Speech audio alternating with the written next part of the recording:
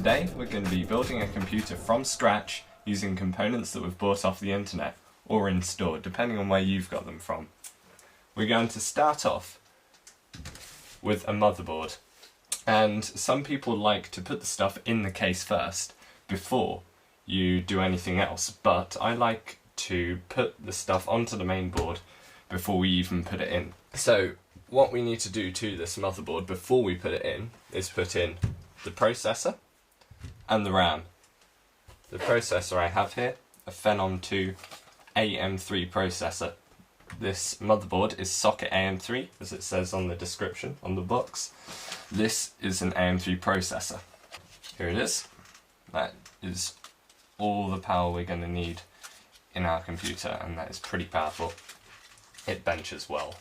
Okay, so we remove this. If you've bought a second-hand processor, you might end up with some remains of thermal paste on the processor. You'll need to remove this with contact cleaners and bits of wood or any other kind of scraping device you can find. However, if you've got it new, all you need to do is put it in. The little arrow lines up with the other little arrow, which is on here, which tells us where we need to put it. First, we need to pull this lever up. This is the same on all AMD boards. Intel boards are a little bit different. However, I'm sure you'll be able to get around that. It says in the user guide. All these motherboards have user guides with them, and that'll help you out a lot. So you slot the processor in the way it goes. It will only go in one way, don't worry. And then close the lever. That's our processor in.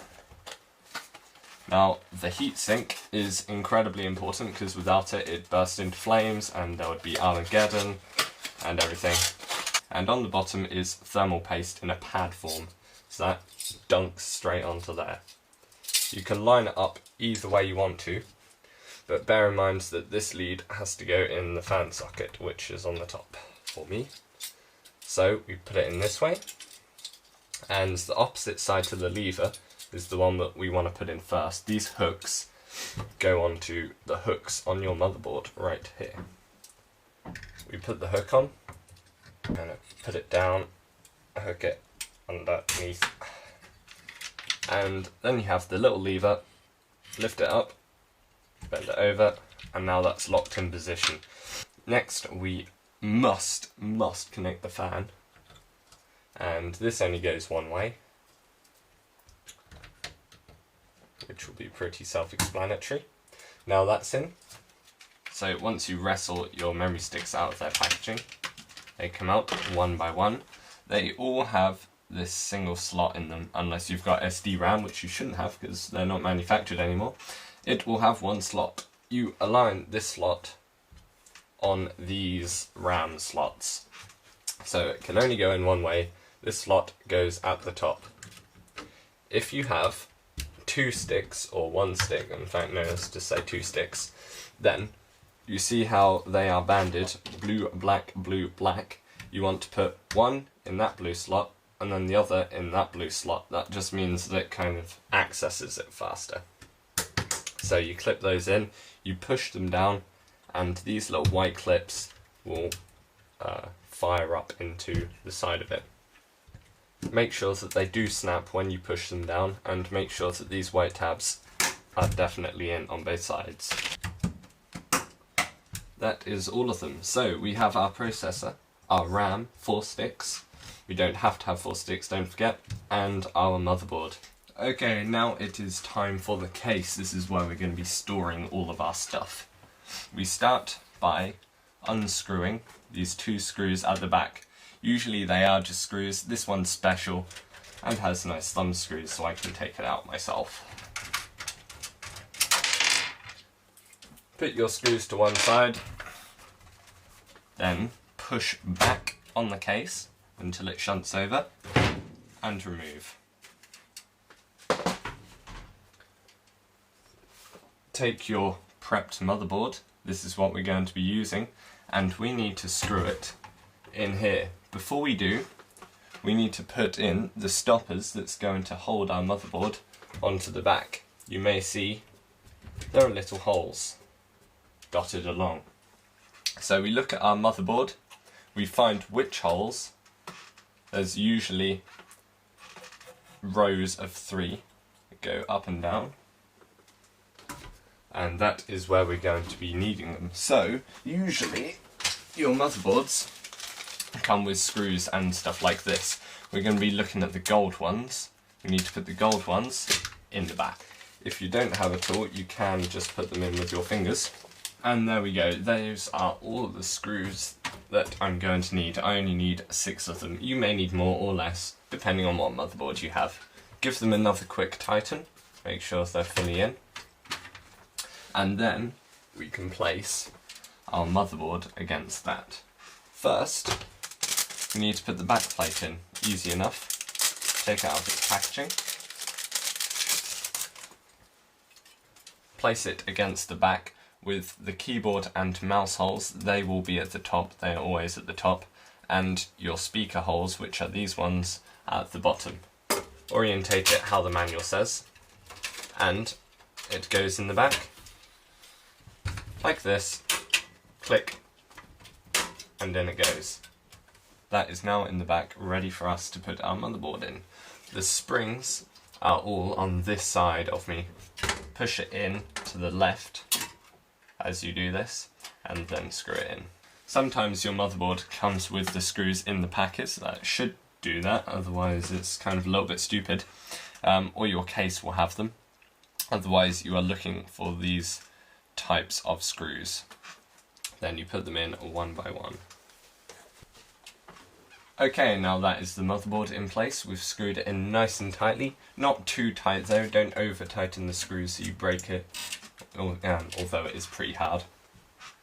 Now what we need to do, it doesn't matter here from now on what order you do stuff in, but the next thing that I am going to do is put in my CD drives. This is what it looks like.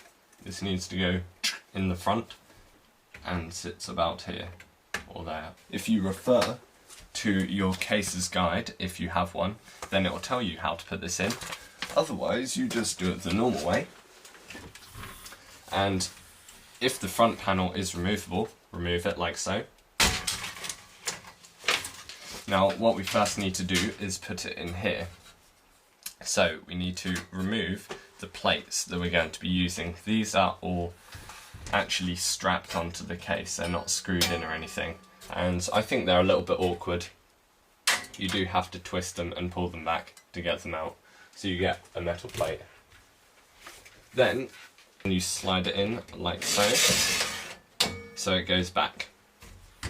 We can tell how much we need to align it by getting back our front panel, removing the plate that we need to use, and we put it back on. Most of the stuff with front panels is push and clips and stuff like that. How I put the front back on is literally a few clicks and it's there.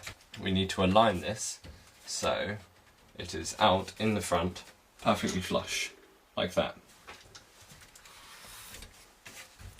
Now we turn it around. On mine I have a specific lock function, which is kind of cool. If I flick it to one side, then it's already locked it, and with my screwdriver it seems that I would screw it in like that. And then if you really want to, you don't have to, then you put your screws in the back. 1, 2, 3, 4. So I'm only going to put 2 screws in to my CD drive because A, you only really need 2, and B, I'm a little bit lazy, and C, I only have 2 screws. So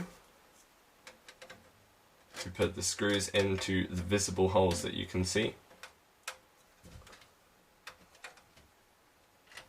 So if you have chosen to put screws into the back panel, on the right panel, you will have 2 screws in or 4 screws in if you really want to. Make them alternate, so 1 below and 1 above. And now we need to put these front cables on. These front cables lead to the front panel of your case, to stuff like power switch, reset switch, and USB and audio leads and all that kind of stuff. Now with my motherboard I have these clips. These clips can go straight onto these cables to help you put them in the motherboard. All of these have labels some of them don't matter which way round it is, some of them do. Put the labels facing the outside. So HDD LED, hard drive LED, that's on the other side. Push that in. Power LED. And they were kind enough to provide a nice little speaker for us so we can hear it when it beeps when it starts up. We can put these in the side little speaker. Now the advantage of having this means I don't have to do it on there now, which is where we're going to put it. So we line up which way round it goes and push it in. Sorted. Done. And now we are going to do the rest of the front panel cables, which includes audio lead, USB lead, and a FireWire lead. So these are all labelled on your motherboard, and they all go down the bottom in various sockets here. You'll be able to see this printed on the motherboard. It will say USB AC97 HD audio, depending on what you have, and you simply plug the connectors in. They'll only go in one way because one of the pins are blocked. Okay, now if you have an HD audio cable, you'll be left with this AC97 cable, left 3. This is the old version of audio, so you can just leave that be. Now the rest you should all have plugged in already, and you might already see we're starting to accumulate a little bit of mess here. The cables are kind of everywhere. So there are a couple of tricks you can do. I put them around the back and kind of neaten it up a bit. And any other cables you may have, you may be able to use cable ties like this one. There are many around. You can get these pretty much anywhere. You can find them on the packaging that you have received. Okay, now I'm going to put in the hard drive, which is also in another anti-static bag. This goes in either that, or that, and the orientation of these depends on your specific case. Mine are facing outwards like this, and have these cute little trays to put them in. So I'm going to make use of these, otherwise they slot straight in and you screw them up. So on my specific caddy thing, the hard drive goes in vertically down and then you snap it into place on this. Otherwise, if you don't have this, they go in like that. They snap into place on this model. On yours they probably won't, and then you usually have screws going down the side. They're on your model, they may be facing forwards, and you may have screws on either side. Don't forget to go in the back and screw in the other side if you want to. It's not vital, but I recommend it.